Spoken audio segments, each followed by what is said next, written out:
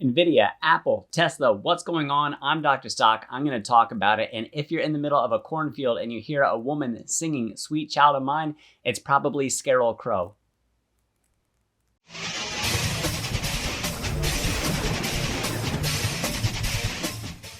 I am both proud and sickened by that joke. That's how I know it is the perfect dad joke. I even have my dad shirt on, the dad cubed, father of three. And speaking of the number three, those three stocks that I had just mentioned, NVIDIA, Apple, Tesla, I think each one of them looking very interesting. And I think that we should talk about their charts. So I'm going to break it down in a technical analysis for you. And I will tell you later how you can get those 16 free stocks from Moomoo. And then I'll also tell you about my Patreon and the options course that I'm building over there for you as well. In the meantime, I want to get right over into the charts.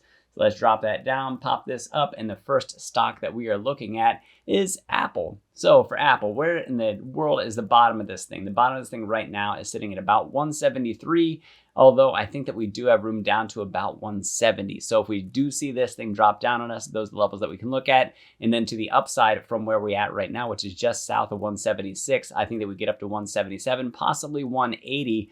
Right now, I don't see the momentum showing up in a way that convinces me that we're going to make it to the upside of this. I think that we settle a little bit more before we see those greener days coming in for Apple. Something else that I want to mention about Apple is the 200-day that we have right here that currently sits at about just under $165, so 164 and change. And I just wanted to show you about that 200-day that if we look back historically, gosh, I don't even know what I have that there for. I was probably looking at something at some point. So when we look back historically, we can see during a bull run how well that Apple obeyed that 200-day. 2022 was kind of awful. We gapped up significantly over that, and now we're correcting back towards that 200-day. So we'll see if we catch on to that at some point in time. Like I said, right now it's about 164 and change, so we can call it 165. It'll continue upward, coming up towards converging on these prices that we've had here for the stocks. So we'll just call it 165 for the meantime. So for Apple, that's what we can expect to see. I do expect some softening. We'll see. Tomorrow is the quadruple witching day. So I don't know if that's going to be a mixed bag for us or if we're going to see that big rotation into different areas. But I do expect some significant volatility coming out of that. Let's move on over to NVIDIA. Now for NVIDIA, this is the new channel that we've been trading on ever since we broke down out of the last bullish channel. And we've been obeying it pretty darn well so far. And we are sitting above the 50-day, so that's good for a bullish direction on this. We do want to see the RSI cross back up over 50. That'll let us know that we have room from 455 up to 460. And possibly, if we clear that, we can get up to $470 per share in the near term for NVIDIA. And I do think that this is a stock that as the market does rally beyond where it's at right now, that is something that I think pushes us well up above the $500 per share. And I think that is more of a place where it can hang out and where it can belong right now while things are a bit mixed and we're trying to find the place for AI and everything and where it's all going to fit together. NVIDIA is sort of suffering a little bit for it in its stock price. I do think it's also possible that we'd break down out of this trend that we see, and we do want to watch for a cross down below the 50-day. So instead of this RSI crossing up above 50, that instead it would break down and we'd form a lower low on the momentum indicator that we have down here. And I think that's something that could really drop us down. And I'll tell you what, we have 435 would be about one area, 430 is another one, and then down from there down to about $400 per share. So we have a pretty darn big fall should we cross down below that 50-day, but we do have some stops along the way. And I do think that for this one, because I've done my homework on it, that as it does get cheaper, then it does create further buying opportunities at lower cost bases. So we'll take a look and see if it stays above the 50-day. Please don't get that confused with it crossing above 50 on the RSI. Although if it does cross above 50 on the RSI on the daily chart that I have here, then I do believe that we are also solidly above that 50-day. We see 460 and possibly, depending on what trend we get after that, 470 could be that next line of resistance that we have happening. So we'll see what goes on with NVIDIA in the near term. Can it hold its 50-day or can it fall through? I think a lot of it comes down to that momentum that we see. And I think tomorrow is going to be a very telling day for us for the future direction of NVIDIA in the near term. So let's move on from there to Tesla. There we go. And for Tesla, nice little run that we've had here from this bottom that I had from the bullish channel that I was showing.